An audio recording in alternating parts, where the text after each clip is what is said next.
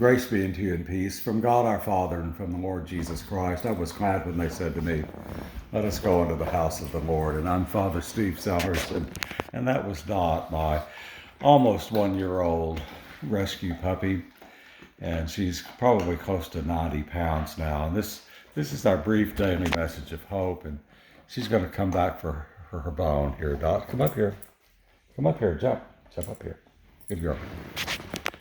I've been thinking, as I mentioned yesterday, a little bit under the weather, and I've had a little bit of time just to think.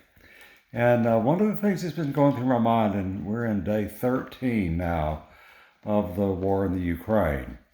And again, as I say all the time, this is one of only 42 places in the world where there are gunshots being fired and mortars being launched and rocket-propelled grenades and artillery being fired, and people are dying. War is taking place all over the world. And it is a sign for people of faith to draw close to the Lord. And we see in the Ukraine that there are still people of faith who are praying. And we know that a lot of the people in Ukraine are Christian, Orthodox Christians. And so are people in Russia. So we have Christian nation fighting against Christian nation. And I was just thinking about the necessity we have to draw close to the Lord. And that happens when we suffer pain and anxiety and hardship in our own lives, in the lives of our families, and in the lives of our communities and in our nation and in the world.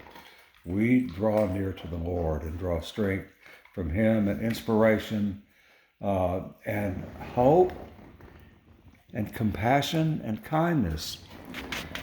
We are, of all people, people of faith, are to be compassionate people. And I was thinking that when we go through difficult times, we can rely on the verse in everyone's favorite psalm, Psalm 23, the Lord is my shepherd, I shall not want. Verse 4, where it begins, yea, though I walk through the valley of the shadow of death. We are in many ways in the valley of the shadow of death. People around the world are in the valley of the shadow of death. But we quote the whole verse, yea, though I walk through the valley of the shadow of death, I will fear no evil, for thou art with me. Thy rod and thy staff, they comfort me, strengthen me. And there was another psalm that David wrote, and I'm feeding Dot her little bones now. She's going a bit crazy today.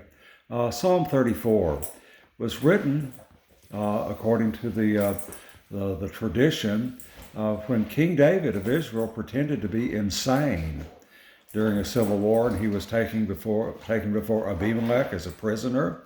And while he was there, he pretended to be insane, so much so that Abimelech drove him away.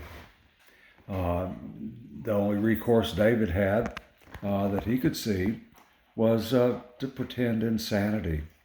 And it got him out of that predicament.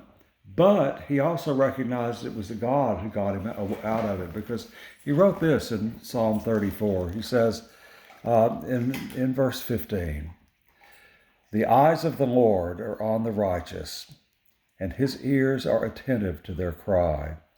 The face of the Lord is against those who do evil, to cut off the memory of them from the earth. The righteous cry out, and the Lord hears them. He delivers them from all their trouble. The Lord is close to the brokenhearted and saves those who are crushed in spirit. And our prayer today is for those who are brokenhearted, those who are crushed and are beaten down, that the Lord is very close to them and that they feel His presence and know that He's with them. I hope you have a blessed day today as we are working our way into the season of Lent. And God willing, Dot and I will see you here again tomorrow. God bless you.